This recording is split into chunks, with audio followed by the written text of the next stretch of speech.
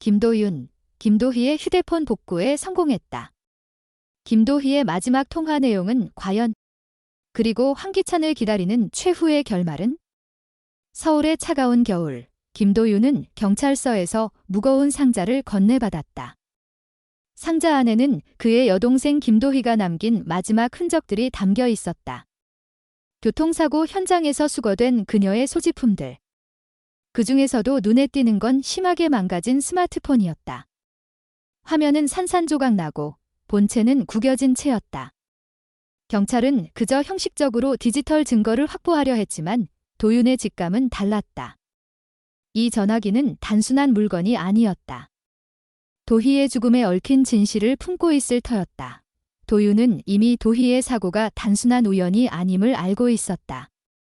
황기찬, YL그룹의 실세이자 도희가 마지막으로 연락했던 인물. 도윤의 가슴속엔 의혹과 분노가 소용돌이쳤다.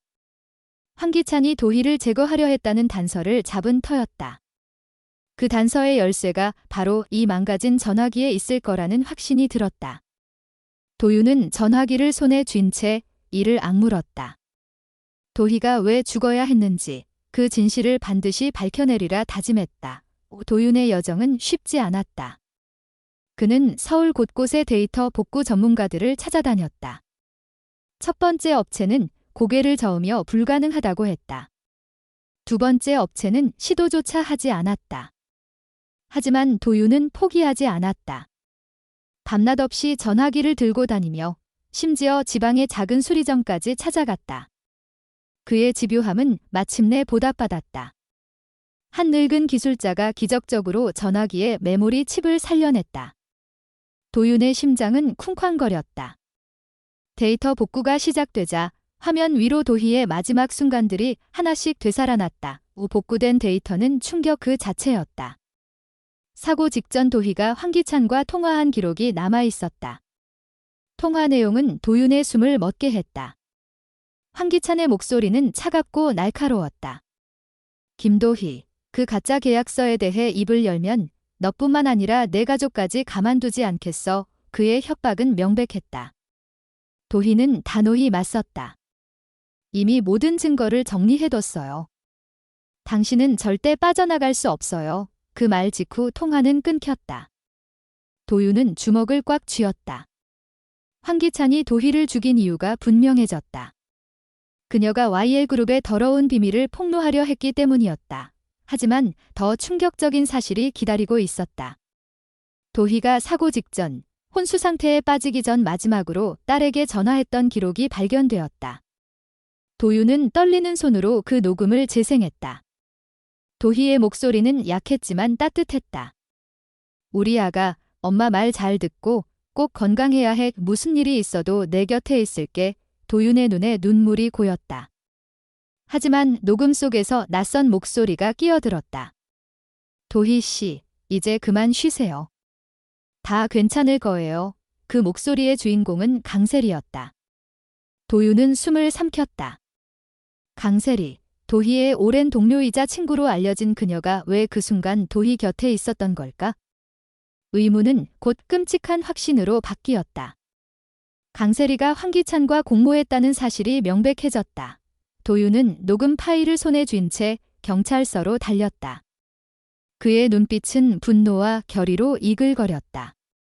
경찰은 처음엔 그의 주장을 회의적으로 들었지만 복구된 데이터를 확인한 순간 태도가 바뀌었다. 통화 기록, 협박 내용, 그리고 강세리의 목소리까지. 모든 증거는 도희의 죽음이 우연이 아닌 치밀한 계획이었음을 가리켰다. 도윤은 단호히 요구했다. 이 사건을 다시 조사해 주세요. 도희는 살해당했어요. 그의 목소리는 떨렸지만 그 안에는 여동생을 위한 절절한 외침이 담겨 있었다. 경찰은 즉시 수사에 착수했다. 황기찬은 YL그룹 회장실에서 체포되었다. 늘 당당하던 그의 얼굴은 창백했고 눈동자는 불안으로 흔들렸다. 강세리 역시 도주를 시도했지만 공항에서 붙잡혔다. 그녀는 체포되는 순간까지도 무표정한 얼굴로 침묵을 지켰다. 하지만 증거 앞에서 그들의 침묵은 무의미했다. 법정에서 드러난 진실은 모두를 경악하게 했다. 황기찬은 가짜 계약서를 통해 수백억 원의 돈을 챙겼고 이를 폭로하려던 도희를 제거하기 위해 강세리와 공모했다. 강세리는 도희를 현장에 유인하고 황기찬이 차로 그녀를 치는 계획을 세웠다. 그들은 도희의 죽음을 교통사고로 위장하려 했지만 도윤의 집념이 그들의 완벽한 계획을 무너뜨렸다. 재판은 빠르게 진행되었다. 황기찬은 고의적 살인 혐의로 징역 20년을 선고받았다. 판사는 그의 범행이 냉혹하고 비인간적이라고 규정했다. 강세리는 공모 및 범죄 은폐 혐의로 징역 10년을 받았다. 그녀는 선고를 들으며 고개를 숙였지만 그 눈빛에는 여전히 알 수 없는 그림자가 드리워져 있었다. 법정 밖에서 도윤은 하늘을 바라보며 조용히 눈물을 흘렸다. 도희의 억울한 죽음이 마침내 정의의 심판을 받았다. 하지만 도윤의 가슴에는 여전히 무거운 질문이 남아 있었다. 강세리는 왜 도희를 배신했을까? 그녀의 동기는 무엇이었을까? 도윤은 강세리의 과거를 파헤치기 시작했다. 그리고 그 과정에서 드러난 또 다른 비밀은 그의 숨을 멎게 했다. 강세리가 도희와의 오랜 우정 뒤에 숨긴 질투와 복수심, 그리고 YL그룹 내부의 더 깊은 음모. 도윤은 깨달았다. 이 사건은 끝난 것이 아니라 또 다른 진실의 문을 열고 있었다. 서울의 밤은 차갑고 날카로웠다. 빌딩 숲 사이로 스며드는 겨울바람이 도윤의 뺨을 스치며 그의 결심을 더욱 굳게 만들었다. 손에 쥔 도희의 사진은 낡고 구겨져 있었지만 그녀의 미소는 여전히 따뜻했다. 도윤은 사진을 가슴에 품으며 속삭였다. 도희야, 내가 남긴 진실, 내가 끝까지 지킬게. 그의 목소리는 어둠 속에서 메아리쳤지만 그 뒤로 따라붙는 침묵은 불길한 예감을 드리웠다. 황기찬과 강세리의 체포로 도희의 죽음에 대한 정의는 이루어진 듯했지만 도윤의 직감은 또 다른 그림자가 숨어있다고 경고하고 있었다. 며칠 뒤 도윤은 YL그룹의 내부 자료를 파헤치던 중 이상한 이메일을 발견했다. 도희가 죽기 직전 익명의 계정으로 보낸 암호화된 파일이었다. 파일 제목은 간단했다. 진실의 열쇠. 도윤의 심장이 쿵쾅거렸다. 그는 즉시 노트북을 열고 파일을 해독하려 했지만 복잡한 암호로 잠겨 있었다. 전문가에게 의뢰한 결과 파일 안에는 YL그룹의 비자금 계좌 목록과 더불어 예상치 못한 이름이 적혀 있었다. 최은영. 도윤은 그 이름을 처음 들어보는 듯했지만 어딘가 낯설지 않았다. 최은영은 YL그룹의 비서실장이었고 황기찬의 최측근으로 알려진 인물이었다.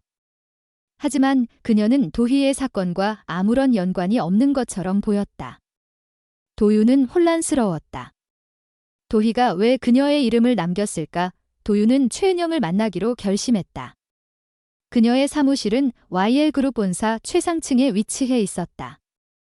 엘리베이터가 올라가는 동안 도윤의 머릿속은 복잡한 퍼즐로 가득했다. 문이 열리자 최은영은 차가운 미소를 띠며 그를 맞았다. 김도윤 씨, 무슨 일로 오신 건가요? 그녀의 목소리는 부드러웠지만 그 뒤에 숨겨진 날카로움이 도윤의 등골을 서늘하게 했다. 도윤은 단도직입적으로 물었다. 도희가 남긴 파일에 당신 이름이 있었습니다. 왜죠? 최은영의 미소가 순간 굳어졌다. 그녀는 천천히 책상 위에 펜을 집어들며 말했다. 도희 씨가 뭘 잘못 알았나 보군요. 전 아무것도 모릅니다. 하지만 그녀의 눈빛은 불안으로 흔들리고 있었다. 그날 밤 도윤은 집으로 돌아오던 길에 누군가 자신을 미행하고 있음을 느꼈다. 어두운 골목에서 발소리가 따라붙었다. 그는 재빨리 몸을 돌렸지만 아무도 없었다. 그러나 그의 휴대폰이 갑자기 울렸다. 발신자 표시 없음. 전화를 받자 낮고 거친 목소리가 들렸다. 김도윤, 너무 깊이 파헤치지 마. 다음은 내 차례야. 전화는 끊겼고 도윤은 숨을 몰아쉬며 주변을 둘러보았다. 심장이 터질 듯 뛰었다. 누군가 그를 노리고 있었다. 하지만 그는 물러서지 않았다. 도희를 위해, 그리고 진실을 위해 도윤은 최은영의 과거를 조사하기 시작했다. 그녀는 YL그룹에 입사한 지 10년이 넘었지만 그 이전의 기록은 이상하리만치 깨끗했다. 마치 누군가 그녀의 과거를 지운 듯 했다. 도윤은 도희의 동료였던 박민서를 찾아갔다. 민서는 도희와 함께 YL그룹의 비리 자료를 수집했던 인물이었다. 민서는 긴장한 얼굴로 도윤을 맞았다. 도윤 씨, 최은영은 그냥 비서가 아니에요. 그녀는 황기찬의 그림자예요. 그리고 강세리와도 연결되어 있어요. 도윤의 눈이 커졌다. 강세리. 그녀는 이미 체포됐잖아요. 민서는 고개를 저었다.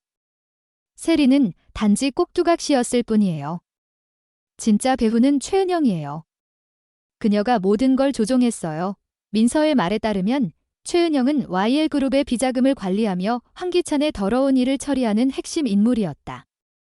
도희가 그 비밀을 알아챘고 최은영은 그녀를 제거하기 위해 황기찬과 강세리를 이용했다. 하지만 도윤은 한 가지 의문이 풀리지 않았다. 최은영이 왜 도희를 그렇게까지 제거하려 했을까? 민서는 떨리는 목소리로 마지막 단서를 건넸다. 도희가 최은영의 진짜 정체를 알아냈어요. 그녀는 YL그룹 창립자의 숨겨진 딸이에요. 도윤은 충격에 휩싸였다. 최은영이 YL그룹 창립자의 사생아라면 그녀는 그룹의 모든 권력을 손에 쥘 수 있는 위치에 있었다. 도희가 그 비밀을 폭로하려 했기에 최은영은 그녀를 침묵시키려 한 것이다. 도윤은 즉시 경찰에 이 정보를 알렸지만 경찰은 증거 부족을 이유로 수사를 주저했다. 도윤은 스스로 증거를 찾아야 했다. 그는 도희의 파일에서 발견된 비자금 계좌를 추적하기 시작했다. 계좌는 해외로 연결되어 있었고 그 끝에는 최은영의 이름이 또다시 등장했다. 도윤의 조사는 점점 위험해졌다. 어느 날 그의 아파트 문 앞에 피로 쓰인 경고장이 놓여 있었다. 멈춰라, 아니면 끝이다. 도윤은 두려움에 떨었지만 도희의 얼굴이 떠오를 때마다 용기를 냈다. 그는 최은영의 사무실에 몰래 침입해 그녀의 컴퓨터를 해킹했다. 그곳에서 발견된 문서들은 충격적이었다. 최은영은 YL그룹의 비자금으로 정치인들을 매수하고 경쟁 기업을 파괴하며 심지어 내부 직원들을 협박해왔다. 그리고 그 문서 끝에는 도희의 이름과 함께 붉은 글씨로 쓰인 한 단어가 있었다. 제거. 도윤은 그 문서를 복사해 경찰에 제출했다. 이번엔 경찰도 움직였다. 최은영은 체포되기 직전 해외로 도망치려 했지만 공항에서 붙잡혔다. 그녀는 체포되는 순간 도윤을 노려보며 속삭였다. 넌 이겼다고 생각하겠지만 이건 끝이 아니야. 이 그녀의 눈빛은 여전히 차갑고 날카로웠다. 재판은 전국을 떠들썩하게 만들었다. 최은영은 살인교사, 비자금 조성, 뇌물 공여 등 수십 가지 혐의로 기소되었다.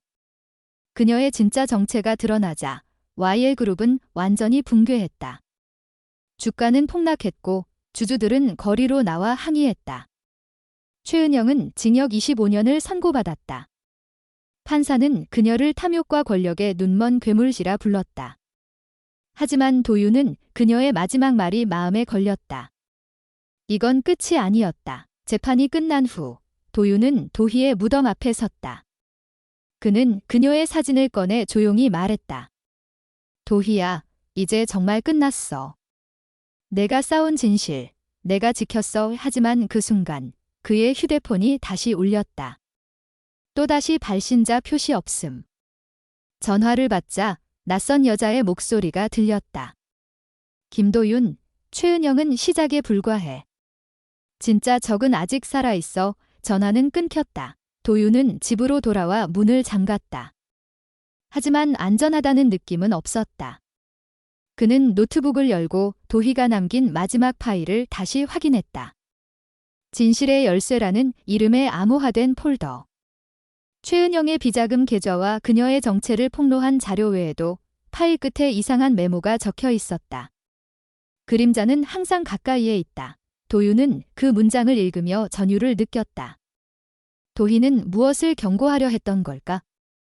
그는 메모를 곱씹으며 도희의 동료였던 박민서에게 전화를 걸었다. 민서는 긴장한 목소리로 전화를 받았다.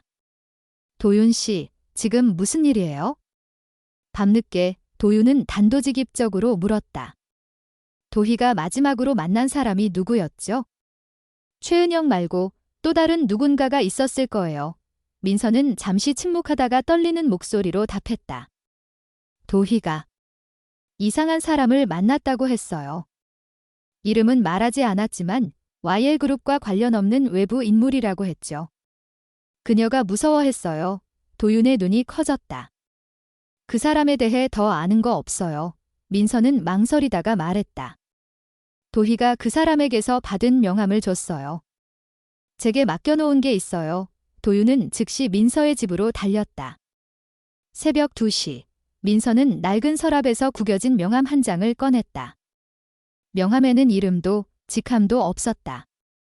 단지 간단한 문구와 전화번호만 적혀 있었다.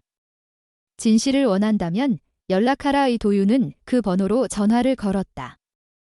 신호음이 몇 번 울린 뒤 낮고 음산한 남자의 목소리가 들렸다. 김도윤, 드디어 연락했군. 도윤은 숨을 멈췄다. 당신이 누구지? 도희와 무슨 관계야? 남자는 웃음을 터뜨렸다. 도희는 너무 많이 알았지? 그래서 사라져야 했어? 그리고 너도 곧 그렇게 될 거야. 전화가 끊겼고 도윤은 이를 악물었다.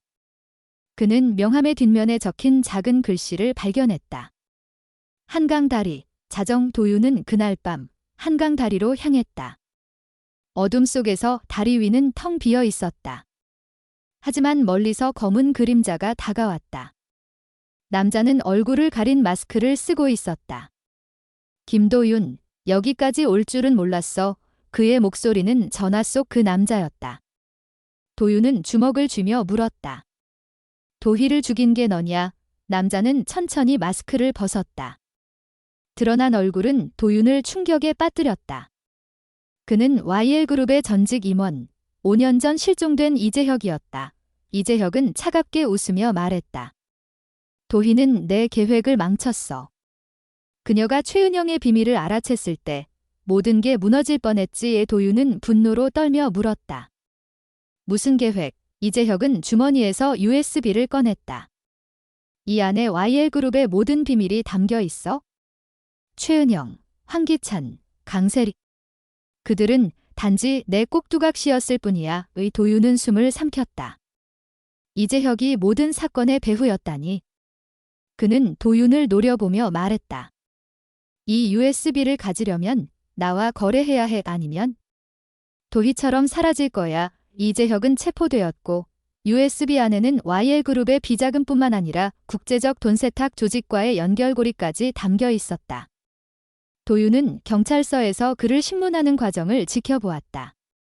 이재혁은 웃으며 말했다. 김도윤, 넌 이겼다고 생각하겠지만 아직 끝나지 않았어. 진짜 그림자는 너희 곁에 있어. 도윤은 그의 말을 곱씹으며 불안에 휩싸였다. 이재혁이 말한 그림자는 누구일까? 도희의 죽음 뒤에 숨겨진 더 깊은 진실이 아직 남아 있었다.